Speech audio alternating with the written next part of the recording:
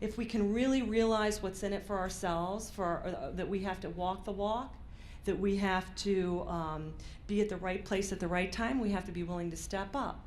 And that we have to be cognizant of the fact of what our team needs for us. They need us to hold them accountable.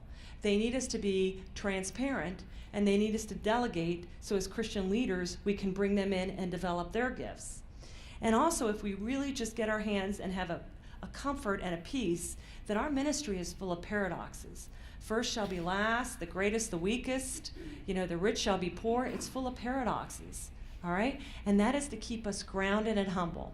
Because the minute we think that we can do it on our own, we have absolutely eliminated Christ from the equation, and we don't want to have that.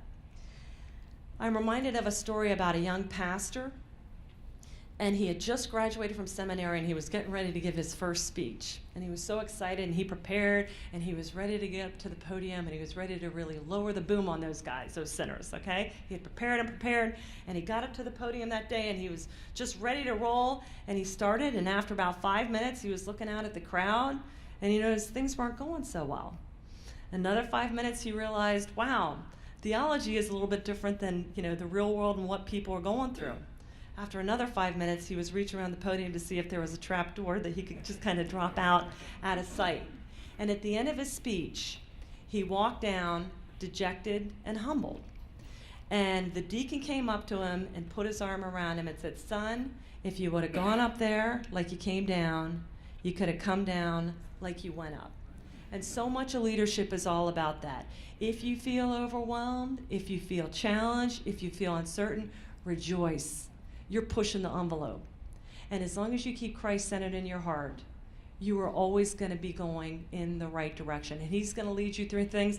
And you guys heard my background. I finally, after 35 years, am getting a glimpse of how he guided even the mistakes I made. He has guided my path every way, and I am proof positive of that. I never knew exactly where I was going.